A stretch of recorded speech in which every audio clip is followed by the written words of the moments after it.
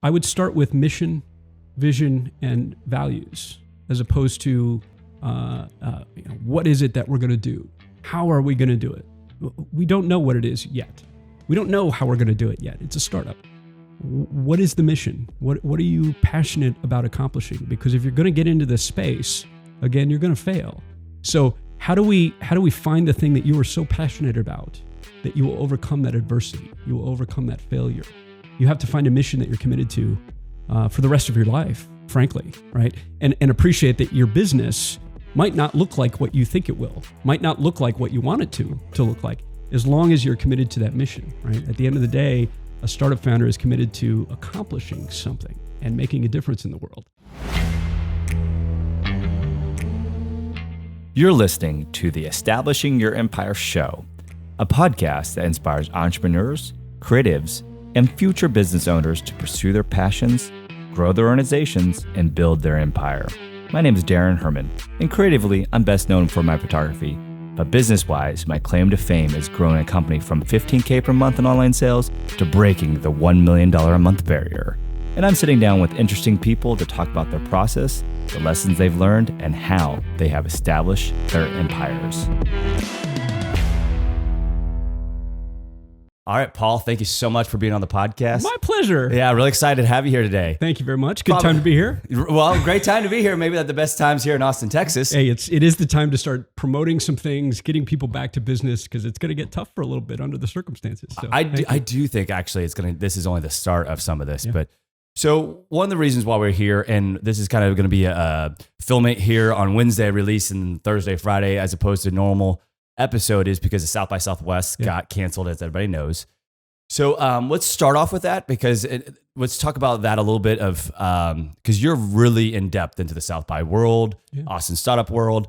So how has that affected what you guys are doing, and what are you seeing? And let's just start there. Well, I'm a pragmatist and I'm an optimist rather than looking at the negative. Of course, there are a lot of implications that we're concerned about with regard to the economy and jobs and the impact of the virus and so forth. But if I'm a pragmatist and an optimist, I actually look to a bit of a silver lining. And that silver lining is the fact that for the last 10 years or so, we've all been moving much, much more online with social media and live streaming and things like virtual events.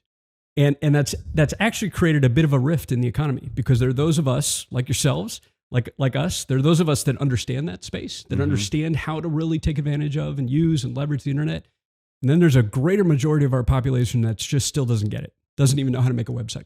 And what this is going to do in an optimist's perspective, I think what this is going to do is push a lot more people to figure it out, to get online, to participate from home, to build that website, to drive business that way, to explore how to have a webinar or a virtual conference or a podcast to get the word out about what they're working on.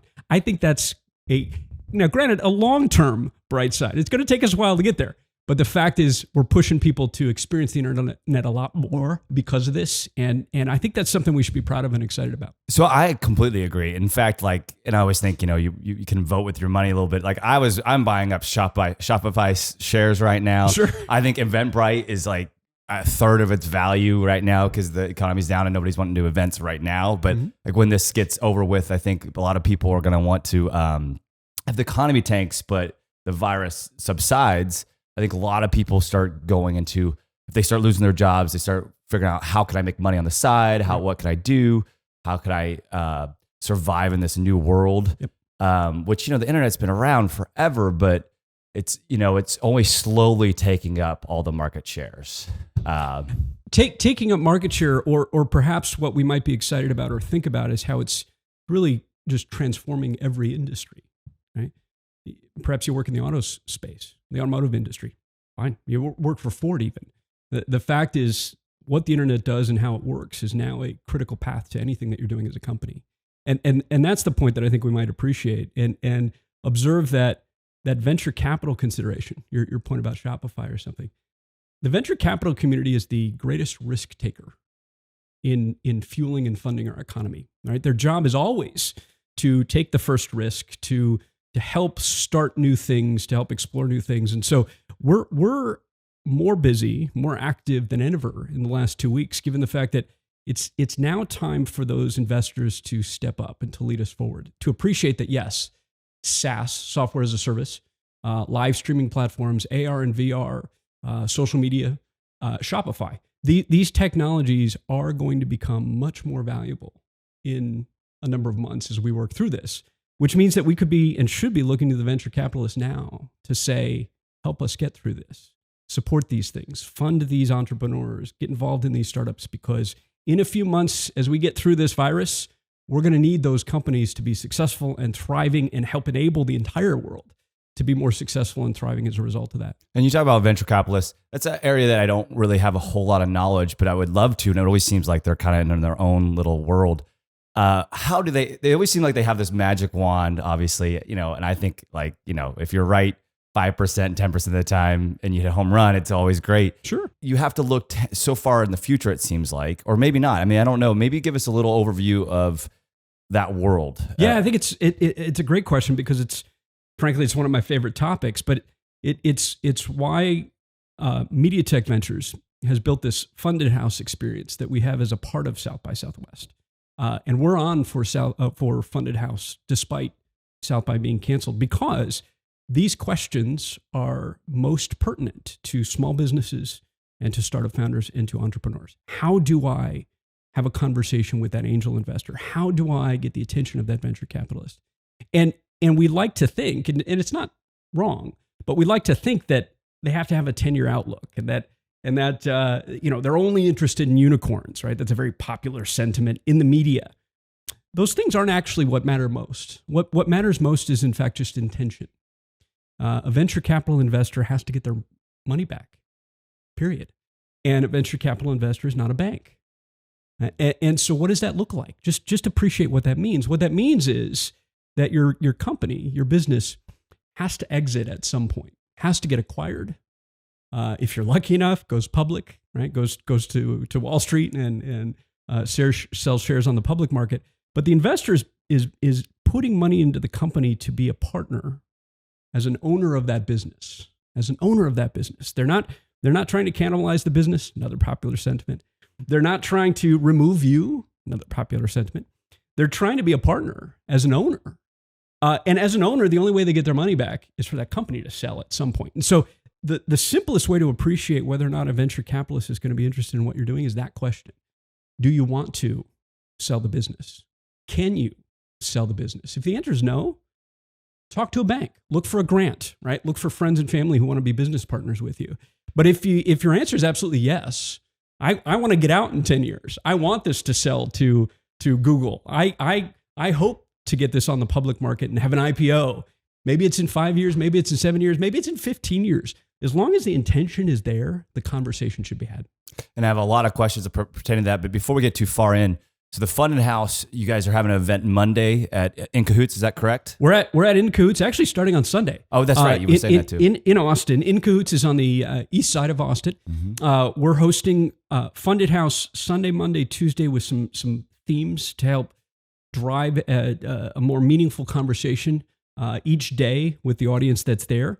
And then Monday in particular, we've opened up the experience with Incubators and with some other partners to host what we're calling Rally Austin, to open it up to a lot more of our government leaders, a lot more of the small businesses, a lot more of the other financial partners, given the fact that under the circumstances, we wanted to have more of a conversation than just venture capital. So Sunday is a focus on female founders and investors, and we've got programming throughout the day.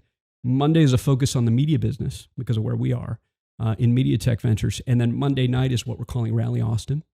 And then Tuesday is a focus on veterans and our military innovation, because Texas, as you all know or should know, Texas, of course, is a major epicenter for a lot of military work, a lot of Department of Defense work, and then, of course, a lot of veterans who are coming back home and trying to figure out how to get back into the workforce and start something new.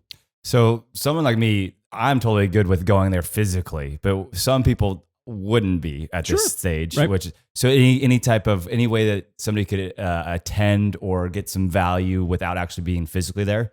Yeah, a couple of great ways. We certainly live stream just as much as you do. We live stream as much as we can. We always have, and it's a good reminder of that first point, right? That we're under the circumstances, I think we're all going to find ourselves more online. And we want to show how that works, right? We want to show how that works by making sure that those experiences are there. We're likely going to focus on Facebook. So if you look up on Facebook, Funded House or MediaTech Ventures or Rally Austin, you'll find some of the experiences where we'll make sure that we're live streaming. I imagine we'll have more than that, but at this point, things are up in the air. So I think it's safe to bet that we'll focus there, number one. And then number two, we've got a wonderful partner in a company called Logic Tree. And Logic Tree is taking all of the startup applications that we received, 3,000 or 4,000 at this point, taking all of those startup applications, and they're building a database for the venture capital community that will enable the venture capitalists to sit down in their office and query.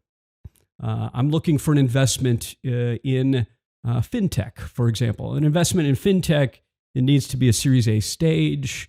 I'd like a team of 3 people, right? What kind of companies are seeking capital right now? And we're going to show that to them. You have 3,000 or 4,000 people that already have kind of filled out this, have started or wanting the application. What were you saying there? Yeah. We built. It sounds like a crazy, large amount of people. We built Funded House last year, so it's not right. It's you not guys inaugural. were at South by last year too, right? Yep. We whipped it together in I think 4 weeks last year, and so we're honored that it worked so well last year, and we had a lot of folks step up and participate with us because it happened so fast.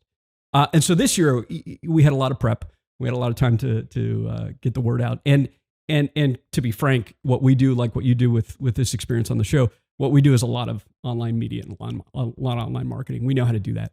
So it's not hard for us to get the word out where it needs to be and make sure that folks know what we're up to. So yeah, as of Monday, I think we had 4,000 startups apply. It's still open. Technically, I mean, it's a little crazy given the circumstances of whether we're on at Funded House, whether we're off at Funded House, whether or not we're going to get canceled still at this point. Yeah. But hence your question, the online experience is still there. We're still going to be live streaming no matter what. And we're still going to have this platform. So any startups listening to the show, come apply at fundedhouse.com. Come apply because your application goes into this data set that's going to, I think 1,200 venture capitalists at this point who will then have the opportunity to just query and see if you're a good fit, and then reach out if it makes sense for them. And is your ideal customer, or I guess I wouldn't even call it a customer, really, ideal person who comes to hang out or watch the Funded House, is that just startups, or is it people that maybe might want to get into the startup scene? Like who would get a lot of value out of this experience? Well, perfect question, because it's an important one. When we started this experience last year, we wanted to refine the conversation. And I don't mean refine as in better. I mean, refine as in specialize, focus. There are a lot of venture capital and startup meetups and talks and networking groups, and you can find an endless supply of blogs and videos about the venture capital community. And what we wanted to focus on was the venture capital fund, the firm, the organization that has a sizable enough amount of money that they can actually fuel the economy. They can continue to invest in startups after their initial investment, right? A very distinct definition of a venture capitalist on one side. And so on the other side, what that means is we wanted to focus on the startup and the founder that is at least seed funded. They've at least raised a bit of money, right? They've gone through the process. They have a sense for it. And we're doing that to help make sure that that stage of a startup makes the right connection with that stage of a venture capital firm that's more likely to find value. Doesn't mean everybody shouldn't tune in. It just means that if you're pre-seed, or if you just want to learn, appreciate that we're having that conversation in particular about what that venture capital firm is seeking and how that venture capital firm works, which means if you have questions about angel investment, if you're having questions about crowdfunding, we're not really having those conversations. Doesn't mean they aren't pertinent. Doesn't mean they aren't valuable conversations to have. It's just that the expectation you should have as a listener or an attendee is, what does it take to meet the expectations of a venture capital firm with, say, $80 million, $100 million under management? It's a very different kind of entity, and it's one that I think it's important to appreciate because it is very different than other sources of capital. Right, and it's to me, like, let's say that might be a year or two out, 3 years out. I think it would be a much better experience to learn from those people than trying to learn from failing and just pitching to somebody really poorly and not knowing what I'm going to do.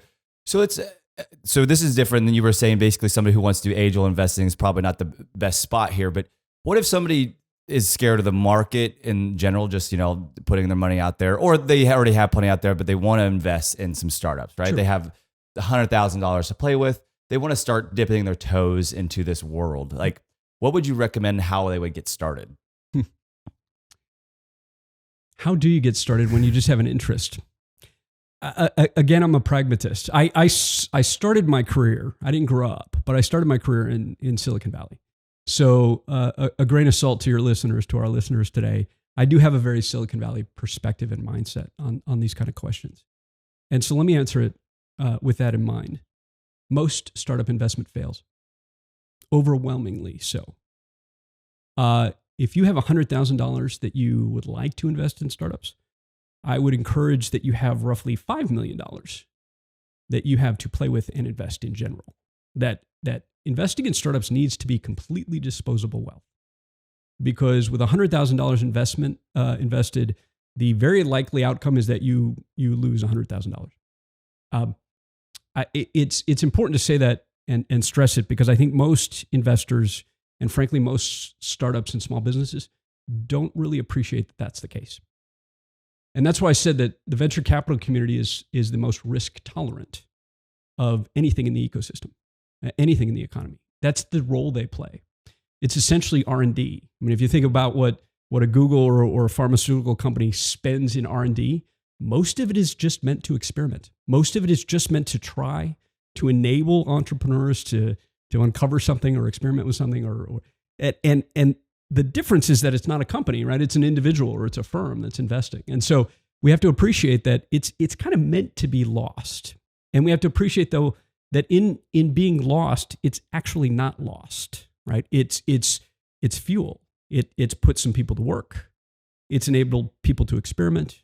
It's why we have concepts like lean startup and the MVP, right? This is capital that enables the economy to try things, and it's from where innovation is born. And it's for that reason that stage and that aspect of our economy is so important, especially now, right? We need them to step up more now so that people can try, people can figure out how to get through this set of circumstances with the virus.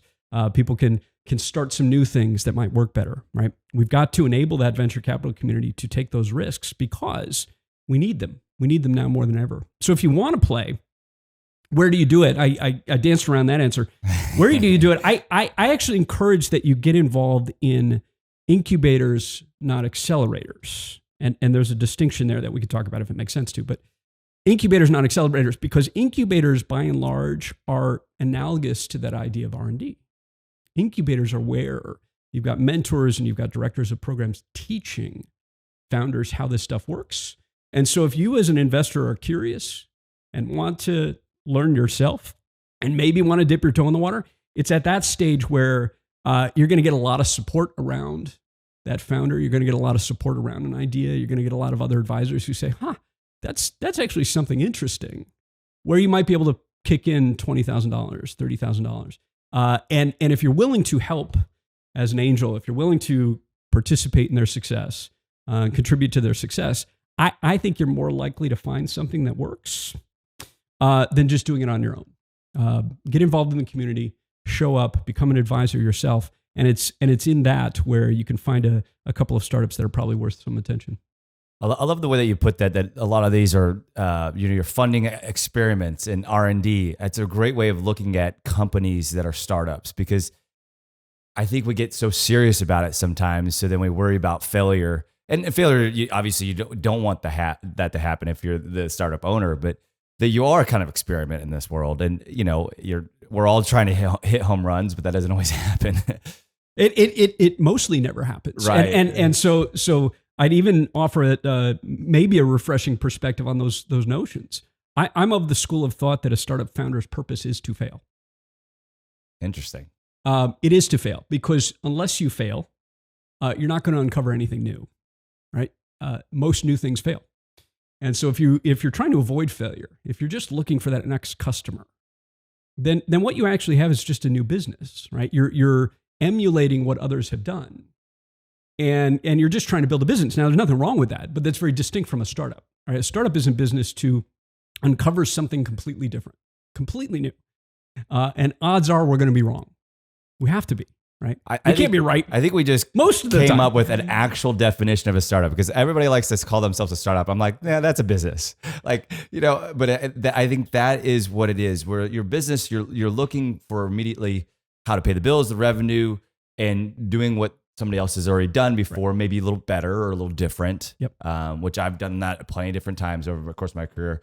But a startup might be to where you're trying to completely uncover something unique and new. Yep. I get in trouble on a lot of panels in Texas because Texas does have that very business-oriented perspective on startups. And if I may, again, given where I come from, Silicon Valley doesn't, right? Silicon Valley's definition of a startup to some extent comes from Steve Blank, who said that a startup is a new venture in search of a business model, meaning there isn't a business model. Meaning we can't use any existing business model to start that thing. We have no idea what it is. And so of course we're wrong. Of course we can't just get customers and turn on revenue to the business. That by definition is a business model. So if we don't know what the business model is, doesn't matter what we're doing, right? It could be technology, it could be a restaurant, could be an accounting firm. But if we don't know what the business model is, then you've got a startup, then you've got something new. And by definition of that, by extension of that, we're going to fail. And so where I get in trouble is a lot of times on panels, I'll make this point. A startup only fails when the founder quits. A startup only fails when a founder quits. Now think about that. Why would I quit? I would only quit because I need to be making money. And right. If I need to be making money, I'd have a business model, and I'm actually just failing at closing business and converting customers. But if I'm actually in it as a startup, if I'm a mission-driven inventor, if I have a purpose that I'm set out to accomplish no matter what, then I'm going to figure it out. I will pivot 1,000,000 times. I will be wrong 1,000,000 times. And I will figure it out. And someday we'll uncover a new business model that works. Yeah, I love that perspective, because a business fails when you run out of money. That's how a business fails. But sure. A startup fails when you quit. That's very, very interesting. So what about somebody so startups are so cool right now, right? Entrepreneurship is way, now when I was starting out, like that wasn't the cool thing. It was like, go get a job. Yeah, sure. But now everybody wants to own their own company or do a startup. All right. So say somebody wants to, they want to do a startup. They really, really do. But they've never done it before. Sure. How would they get started? Like where would be some first steps? Maybe where they could learn a little bit before diving in completely, and then maybe just start from there. Yeah, great line of thought, because I think it extends from what we were just talking about. Frankly, I tend to encourage avoiding the small business advice. Right, the small business advice would guide you to the idea that you need to set up an LLC, or maybe a corporation. You need to write a business plan. But again, we don't have a business model. So what kind of plan are we really going to write? I would look to experiences like Quora, if I were to suggest and reiterate the fact that a lot more people are about to get online. Quora is this wonderful website where you can ask any conceivable question, and it does a wonderful job of discerning better answers from a massive community of millions of people that are contributing perspective. So hop on something like Quora and just ask. Right, here's what I have in mind. What should I do? And you're more likely, is the point, you're more likely to find that person who's in that industry, that advisor in that sector, who gives you really good, practical, pragmatic advice. Number one. Number two, certainly look to incubators more than co-working spaces and more than accelerators. Again, by definition, an incubator that has a curriculum that is going to teach you over the course of 10 to 15 weeks. It's going to teach you exactly what you need to do. It's going to go through everything from what is an operating agreement and what is a cap table, and how do I deal with equity and valuing that equity, and how do I attract a co-founder, right? It's literally going to teach you how to do this stuff. And there are many in Austin, many throughout the world, to be sure. And so just look for an incubator that's right for your experience, your perspective, your expectations. And then three, I would do this. I would start with mission, vision, and values, as opposed to what is it that we're going to do? How are we going to do it? We don't know what it is yet. We don't know how we're going to do it yet. It's a startup. What is the mission? What are you passionate about accomplishing? Because if you're going to get into this space, again, you're going to fail. So how do we find the thing that you are so passionate about that you will overcome that adversity? You will overcome that failure. You have to find a mission that you're committed to for the rest of your life, frankly, right? And appreciate that your business might not look like what you think it will, might not look like what you want it to look like, as long as you're committed to that mission, right? At the end of the day, a startup founder is committed to accomplishing something and making a difference in the world. How? Well, we figure out how along the way. Mm-hmm. And so I love, as an addition to that, I love folks like Simon Sinek's Start With Why, right? Read that book. Appreciate how why really defines everything else that you're doing, from hiring to determining the customers you want to have, to as well figuring out what kind of investors you want to have. That really starts with why, because again, an investor's not going to get involved if your why is because I'd like to own a business and make money. Well, good for you. Right. The investor's looking for an opportunity to own that business with you and exit at some point so they get a return. So if your why is different, right, it's going to guide you down the right path to help get that business off the ground as efficiently and effectively as possible. And here in Austin, we have this fantastic startup community. What about just here in Austin? Like, say you've done some stuff, you've done some research. How would you get more involved than just in the startup community here in Austin? What would you recommend there? Focus on your space. Focus on your space in the sense that. So I moved to Austin about 11 years ago now, and there's grass is greener concepts or perspectives I've discovered in every region of the world, right? A lot of people these days want to be in Austin because the grass is greener, right? We got to move to Austin. But it actually is greener here. It is greener. I mean, my backyard is green right now. So let's just, and the flip side of that coin is that the grass is not greener, right? We're also hearing, don't go to Silicon Valley. We don't want to be like Silicon Valley. It's not greener there. We're better. Well, appreciate this. Neither is true. Neither is any other place actually greener, and neither is Silicon Valley worse or better for that matter. And what I'm alluding to is that we have this erroneous perception that tech, the word tech, technology, big tech. You hear big tech in politics a lot these days. Big tech is trying to steal our data. You hear the use of this word tech as though that's the underlying consideration of startups. That tech defines Silicon Valley.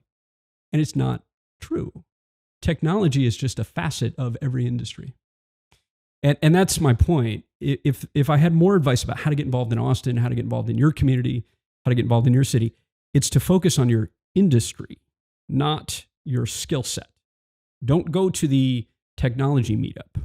Don't go to the marketers meetup. Marketers, don't go to the marketers meetup, right? You're just going to meet a peer group of people that are doing the same thing you are. Mm-hmm. What you want to go to is the sector that you're interested in, right? If you want to build a real estate technology startup, then go hang out with the real estate community. Go hang out with the real estate entrepreneurs. Go hang out with the realtors, because they're your market, they're your partners, they're your advisors, they're most likely your early investors, because they're the people that get it.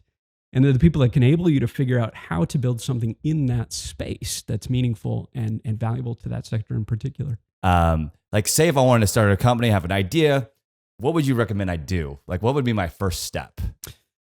To start a business or to start a company? However you want to take it. Well, and two distinct things I think as well that are important, right? A company, it's interesting. I love getting into the social politics of how frustrated a lot of people are about big business companies these days. A company, by definition, is a bunch of people. That's why it's the word company. Sure. Yeah, I never really thought about it that way. And so there's a lot of sentiment, frustration, perhaps with some founders, right, who are incredibly wealthy because of these companies. And what I'm slowly touching on is the fact that we have to appreciate, though, that those companies and those founders also made a lot of other people wealthy and also create a lot of jobs, right? Because a company, again, by definition, is people. A business isn't necessarily, right? A business can be a sole proprietor. A business can be a freelancer, a consultant, right? And so there is that very distinct line. And I think it's starting with that line. Which of those two things are you? A company means where you start. A company means you're going to set up a Delaware corporation or a Texas corporation. You're going to set up a company, literally, for the purposes of having shares, equity at this stage, but shares in that company that enable you to bring other people on board in exchange for ownership. It might be investors, but frankly, they're also just team members, right? Who is your co-founder? Who's your vice president of marketing? Who are the people that are going to come in sales? And it's important to distinguish because most people neglect the fact that ownership, that equity, those shares are a form of compensation. Right? When you're starting out, let's answer the question more explicitly. When you're just starting out, what do you do first? You decide how you're going to build a team. You're going to need a team, even if you're a sole proprietor. You're going to decide how you're going to build that team. And then you're going to decide how you're going to value and compensate them. That is job one. That is job one. How are you going to attract people to join you on this mission? And how are you going to compensate them? And I use the word compensate because it doesn't mean you have to pay them. Right. We make the mistake of saying you have to pay people. No, you don't. Startups don't pay people for the most part until they can. So how do we compensate? We compensate with ownership or we compensate with profit sharing, right? There are a lot of different ways that we can compensate as we get this business off the ground. You're not yet a sustainable, successful venture. And so it's almost a mistake to say that you're hiring employees or that you have jobs. You don't yet. You don't yet. And it's okay to say that. I don't have any jobs yet, but I would love to have you join me. Here's how I can take care of you if you join me, right? We can help drive business to you. We can give you shares and ownership in our company. We could do a profit sharing or some sort of revenue sharing with regard to partners that you bring on board or customers that bring on board, right? Explore that first because that starts from that question of why. Why are we doing this? Because we're going to build a business or we're going to build a company. Right. And all that was very interesting because you didn't talk about business plans. You just talk about people. All that you described was is all people based, which is very interesting because that's kind of the opposite of what a lot of people would probably answer that question with. Can we get in trouble? The idea that it's kind of opposite is actually one that I'm extremely passionate about because my experience has been that the coasts where you see more funding to ventures, and we're not talking Silicon Valley now. We're talking New York. We're talking Los Angeles in the entertainment business.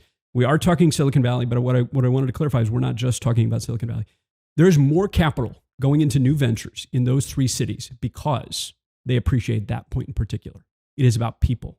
We take risks on people, period. You don't know what your business model is. You don't know if it's going to work. You don't have customers yet. What am I doing? I'm taking a risk on you, Daran. I'm taking a risk on the people involved. And when I moved here, I'm rather outspoken and I'm pretty vocal about the fact that we here in Texas, we tend to focus on other things. And you sort of just affirm that, right? Here we hear something very different. We do. We hear business plan. We hear how many customers do you have? How much revenue do you have? What's your break-even point? Exactly. And here's what I hear as an investor. You still have no idea if you're going to be put out of business by competitors.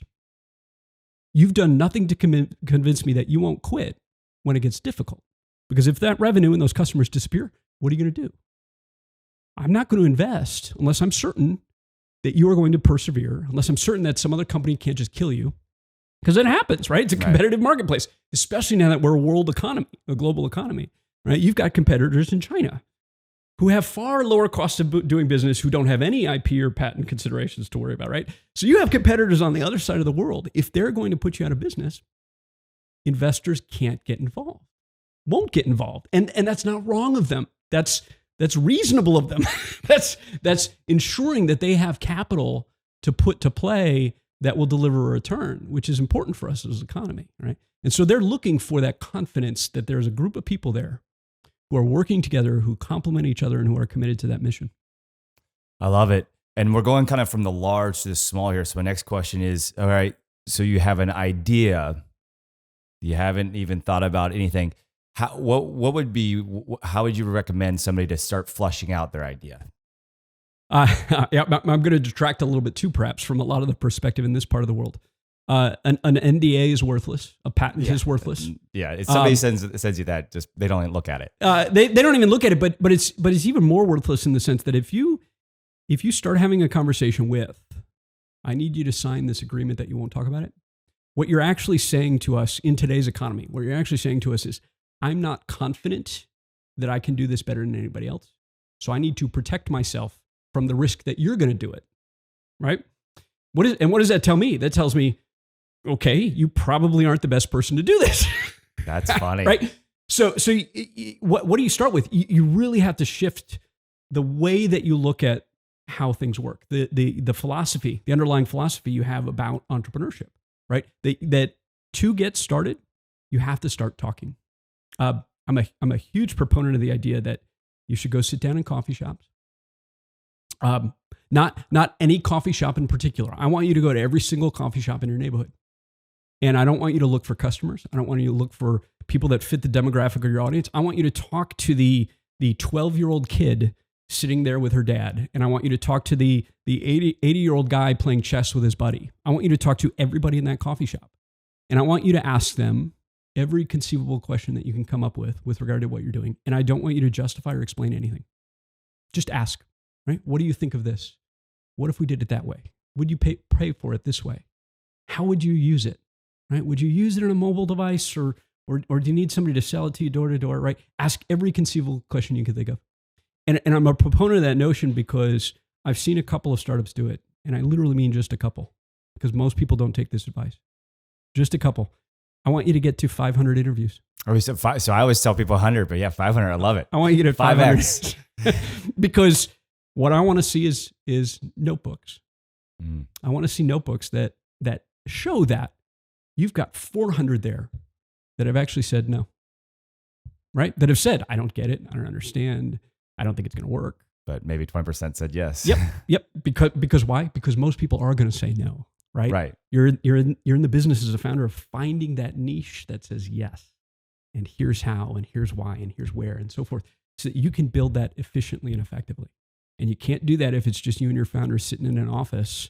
And you really can't even do that if it's popping into that co-working space or even that incubator that I advised. You really can't do it if it's just that group of people either, because that group of people is going to have a perspective, right? And they're going to be a little too encouraging. You need to talk to those random people on the street who are going to have no idea what you're talking about, so you can get a sense for them how to overcome that ignorance or that discomfort with what you're thinking about doing. I also think that there's a lot of extra benefits there too. Just like similar things with this podcast, like you put yourself out there, you get more conversations with people that you don't know perhaps, or not like you. Because I think we all try to gravitate to people that are like us. Yeah. And so at the very least, you're probably developing some social skills, but you might save yourself 5, 10, 15 years in all your life savings by some conversations up front. That's my point. I've seen 2 startups do it. Now those 2 startups that did it used that conversation, used that narrative during demo events, demo days, right? An experience where you get in front of a bunch of investors and pitch, and the odds that any investor is actually going to write you a check is negligible, right? Demo events exist to promote some startups, to connect the community. Those 2 startups got on stage with 2 boxes, a box full of all of the interviews that said no, and a box full of all the interviews that said yes. And they got checks that night. Wow. Because they pointed out to the investors that they had had so many conversations that they really were light years ahead of anybody who was just trying to do it themselves. They have that insight to how to do it a little more effectively, a little more efficiently. Thus, if you kick in a little bit of capital, odds are we're going to figure something out that works. I love it. So, and there's a lot to get to, and I know we have time constraints, but give us a brief overview of this long list of background that you've done with your career. Sure. I grew up in Michigan, and I'm in my 40s. So for those that can imagine, I grew up building computers. I grew up when the auto industry was struggling. I grew up with a healthcare industry up there that was leaving Michigan, and so the economy was rough, frankly, for the most part. And so I bailed out, and I went to Arizona State because at the time, and even still, you wouldn't think it necessarily, but I'm actually very introverted. And so I looked at something like Arizona State and I was just blown away, right? This beautiful school, warm out, lots of parties, yeah, lots of parties, and don't have to deal with the Michigan winters. This will be fun. I'm from Kansas, so the winters was like, no, I don't want to do that anymore. I was drawn to the optimism and the enthusiasm of that environment, and honestly, right time, right place, because at that time, Arizona State University was just starting to invest heavily in their business school, which is now world class, and heavily invest in computer science, which is now world class. It's one of the most notable online schools for people who are looking to just attend ASU virtually. And so at the time, that introvert and that partier kind of merged, and I spent most of my time at Arizona State either building websites because I was interested, or honestly just socializing. And I built a website about the Beatles. This is 1996 or something. And I got an email from Sir George Martin. Hopefully everybody knows who that is. No kidding. This is early days, if you will. And so it didn't even occur to me how to save it or anything, but it was very brief, found your website and very, very impressed. Good luck kind of note. Yeah. And yes, no kidding, right? My mind was blown because here I am, a 20, I don't know, maybe even 19-year-old kid, and never received an email really to speak of outside of the university. Here I'm getting one from the other side of the world, from somebody who is among the most incredible people ever, about something I built. I built in my dorm room coding on a computer. Now, I'm no engineer, right? But I've got enough of that acumen that I like to play around with these things. And so when I graduated, I got a call from Yahoo. And there's the start. I got a call from Yahoo at a time when you get a call from Yahoo, you take the job. Yeah, Yahoo was massive back then. Yep. They're still massive, but they were the biggest of the biggest. Really, it's just changed a lot, right? At that point, it was the innovator. It was. I couldn't even use an appropriate analogy today because Facebook is not doing what Yahoo is doing. Google maybe. Microsoft, frankly, Microsoft today is incredibly innovative, and people don't even realize it. But yes, Yahoo was the dawning of all of the cool stuff, and so of course took it. Long story short, did about 12 years in the Valley. Yahoo, a couple other companies, did a couple of startups that were successful, and then increasingly moved into helping venture capital and helping startups figure out how to appeal to this conversation that we've been having. And moved to Austin about 10 years ago, just for personal reasons. Kids. It was the mortgage crisis that I think a lot can remember. Yeah, I moved in 2008 as well. So yeah. Close. It just didn't feel like it had affected this area that much. I mean, it did, but not compared to the rest of the world, right? It did.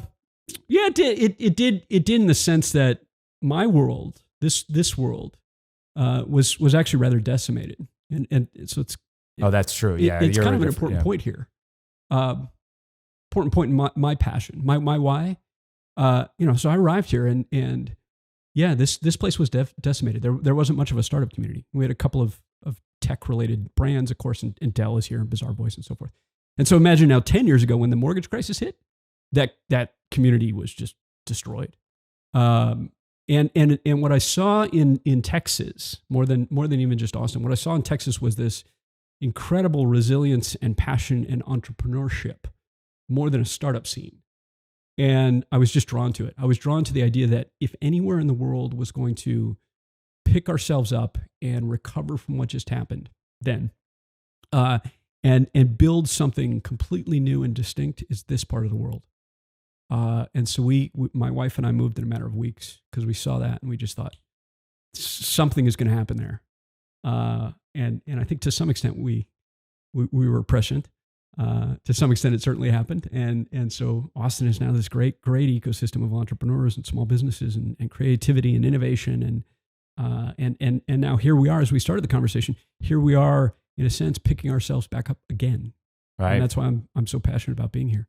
I love it. South by Southwest always draws so many people in. That was, one of my first experiences in Austin. You're just like, oh, this place just has so much fire, and like you're talking about Arizona State, just the energy. It just, it'll grab you real quick. So one of the questions I have is, so you started, I know you also worked at HP, mm-hmm. some large corporations.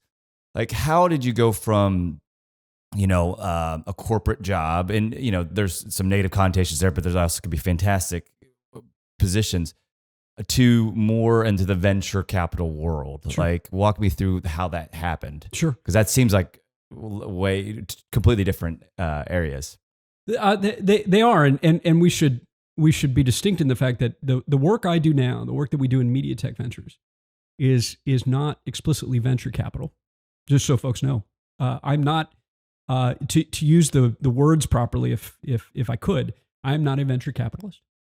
We work in venture capital, right? We are what's considered a venture development firm, which is a bit of a hybrid of economic development and capital. And so we actually even work with corporate innovation and corporate funds. We work with public sector on public funding, right? How do we move more of the city of Austin's creative funds, arts funds, for example, to support entrepreneurs in particular? How do we move the University of Texas interests in entrepreneurship? How do we help them be a little bit more effective with their kind of funds?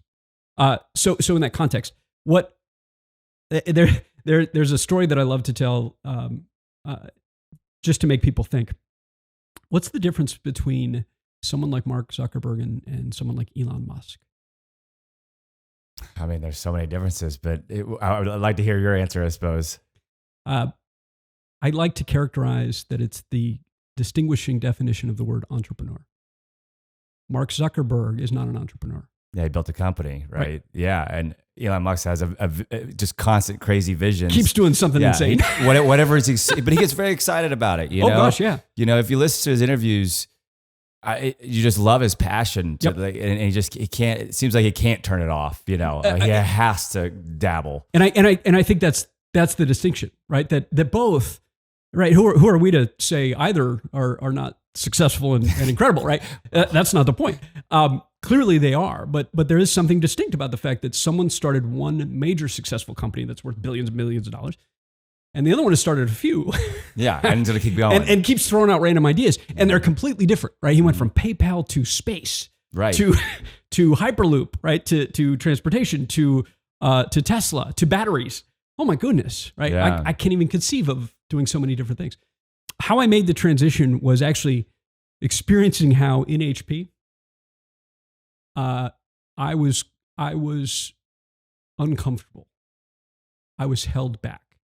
HP was a blessing in disguise, make no mistake. This was the time when I was one of the first people from the inside to get hired to help run online media, online marketing for any big company. And so here I was 23, 24 maybe. And I just get a massive budget and support from this big corporate entity, because who else knows this stuff but this young kid from Yahoo, right? Sure. And so it was a blessing in disguise in the sense that, right, folks were looking to someone like me and others and saying, what do we do about Google? What do we do about this new thing called Facebook? What do we do with email? How do we deal with analytics, right? This was not the Wild West, but there weren't many people that had experience with it. And so I had the opportunity then to do a lot that most people didn't have the opportunity to do. And that was just incredible. But at the same time, I got to experience what it meant for a company, a corporation, to be concerned about things like privacy on the internet, things like whether or not we're using the right language on the internet, whether or not we have the right terms of service. I got to experience those concerns. The concern I experienced as an example was that legal at one point pulled us in to say, we can't use the word laptop. Oh no! To sell these devices. And ouch. And the internet, right? The internet guy, the search guy says, yes, except most people are looking for laptops. Right. Most people want to buy laptops. I'm sorry, you can't use that word. It implies that people can put them on their laps and not get burned. And they could get burned. And I said, well, what do I do? People want to buy laptops. And I just got I'm sorry, you can't. That was when I realized that's not my culture. That's a little handcuffs, yeah. That's not my culture. Now I get it, right? And we all should appreciate it. I appreciate why there are concerns like that. But that's where I experienced that's not my kind of environment. That's not the way I work. And so I got pulled out by some angel investors to help launch some startups. And that was the start of it. To launch some startups, to get back into the environment of, what if we don't have all the answers? How do we just do things efficiently and effectively? How do we explore and experiment along the way? And how do we just focus on making sure this works so that we have something?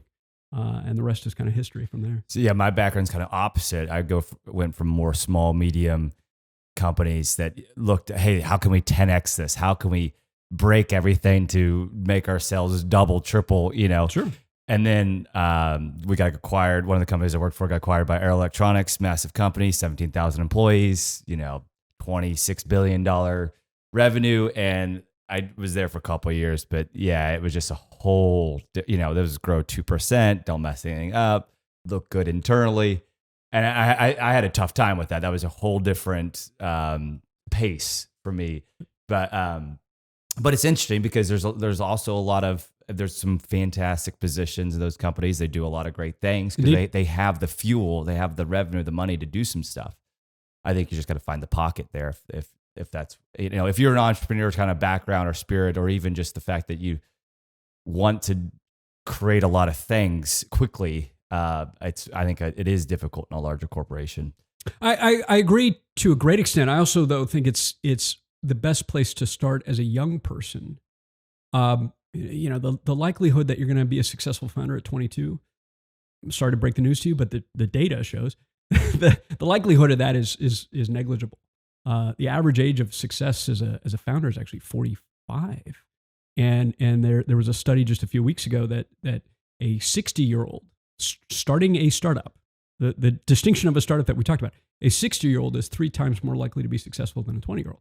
So as a young person, the fact still is, where is the best place that you can get this kind of experience to build a network, to build some wealth, to try a lot of different things? It's going to be in those more innovative companies, right? It's going to be at the Google or the IBM or even the Dell, frankly, these days. Look to one of those big companies where, even the HP, where you can have that experience that I had that says, we do want to try all of these things. And then you discover when they go, but we don't want to try those things. And that almost lights a fire in you to say, great, well, I'm going to go do those things. Right, sure. So do I do them with you, or do I break off and go figure it out for myself and start some things? And a lot of people don't have much experience out. College, you're more learning as opposed to actually doing. And corporations will hire you, and you can learn a ton very quickly. Right. So, out of all the your long list of experiences, and you're super involved, what's been kind of one of the, I don't know, moments that has stood out to you that you can kind of give us? I know there's probably a ton, and it's hard to reach back, but what's something that kind of stood out to you? Maybe a defining moment or something that was fun. We're gonna have to write a book about this someday, just because it's what people do, right?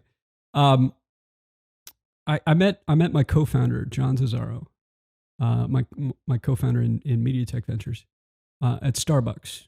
For those of us in Austin, at Starbucks at the Arboretum, you'll know where I'm talking about.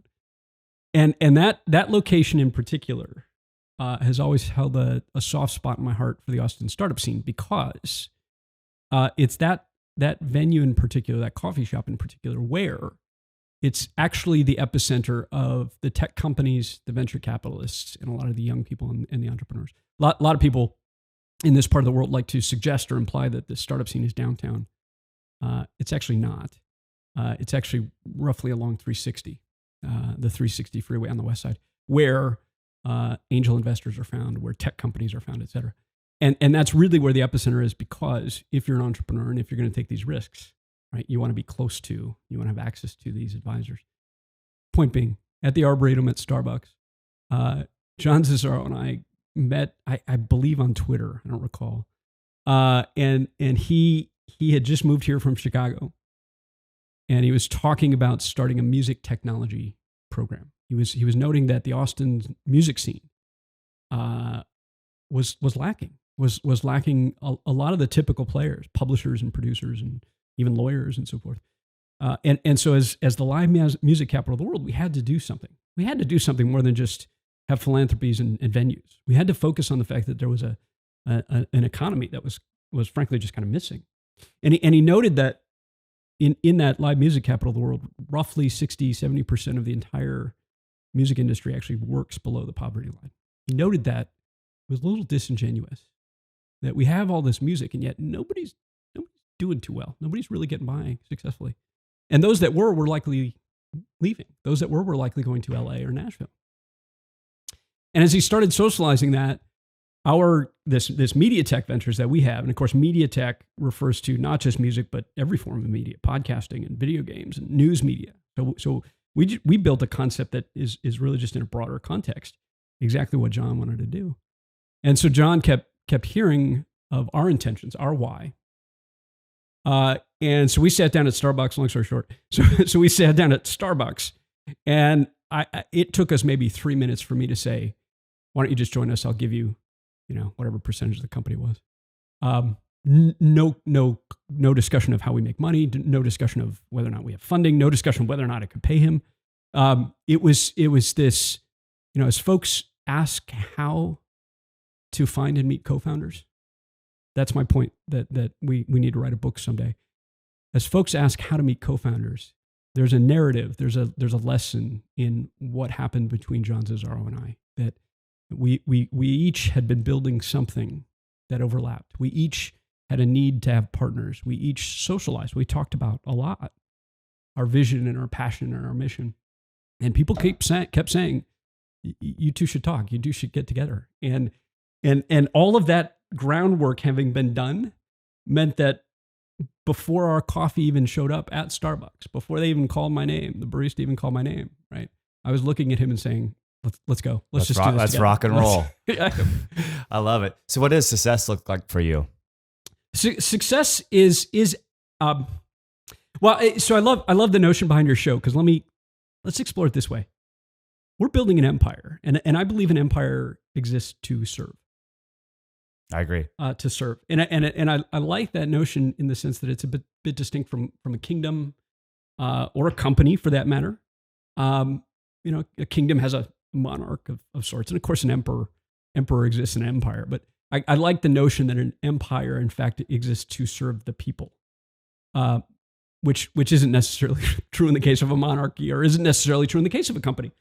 And so what we are is a holding company. Actually, we're pretty democratized cap table, to use that reference, right?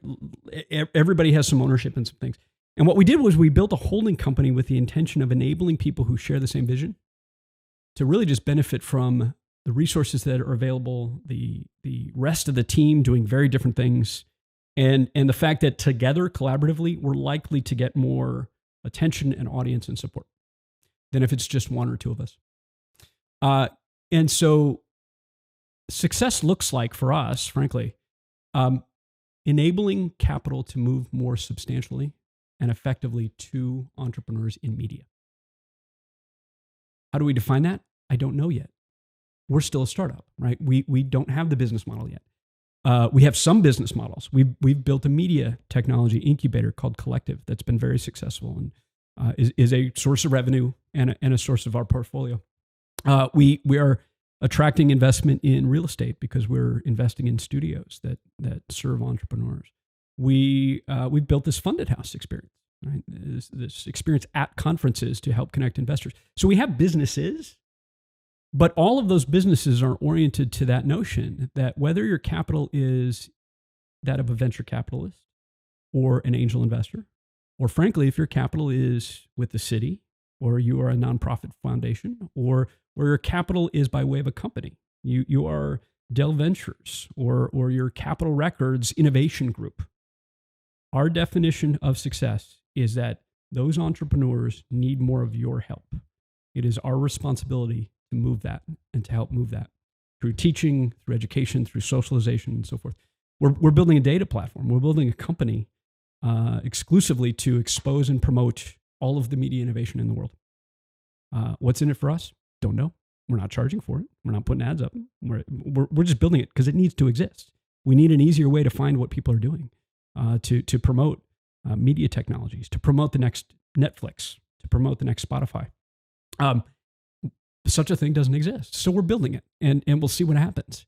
We're building it because the capital community needs that kind of thing in order to figure out how and where to get involved.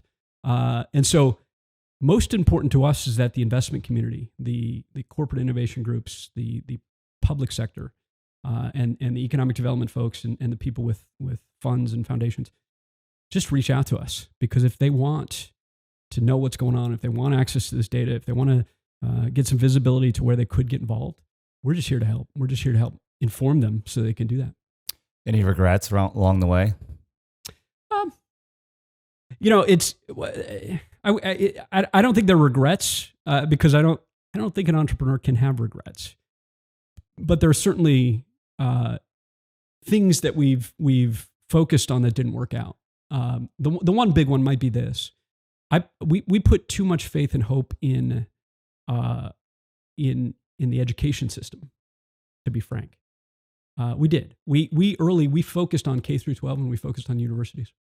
And we said, great, where can we best teach technical skills to people that have creative interests, right? Where can we teach people who want to be musicians how to build a website? In its simplest terms, that's a bit of what we're doing.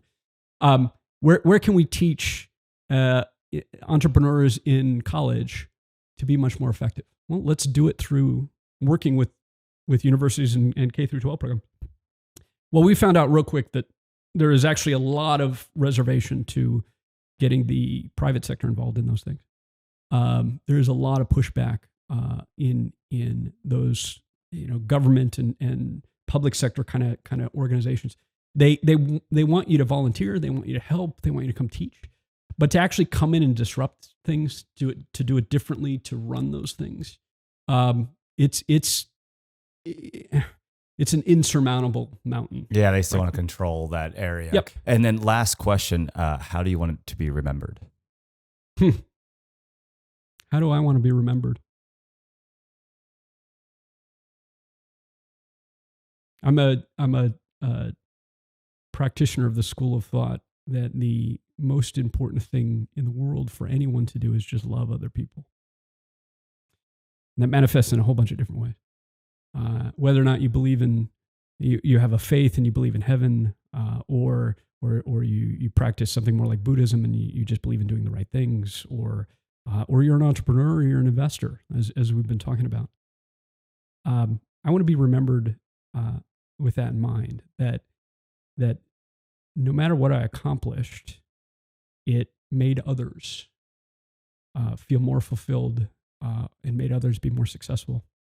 And to be frank, I'm a father of 3 kids. That most importantly, it had that impact on them. That to me, no one else matters before those 3 kids. And before myself, best I can, everybody else matters. And then I come into the picture, and hopefully, I've made a difference in other people's lives in a way that I've embodied that idea that as long as we love one another, we're going to do all right. We're going to get through all this. I love it. Well, your perspective is fantastic. I think we got a lot of value out of today. I know you had to get to a meeting. I probably pushed you over a little bit. I really appreciate you being on the podcast today. My pleasure. It was great. It was an honor. Really nice chatting with you, Daran. And I know you are slammed with all these conversations you're trying to have. So thank you for what you're doing, because these shows, please listeners, share these shows, because this format, like we started the conversation, is where more and more people are going for information, to learn, to be informed, to get the news. So the best thing we all can do is be a part of that conversation and share these kind of things. So I'm honored to be here, and I'm even more honored to be a part of what you're doing. Thank you. I appreciate it. Cheers. Cheers.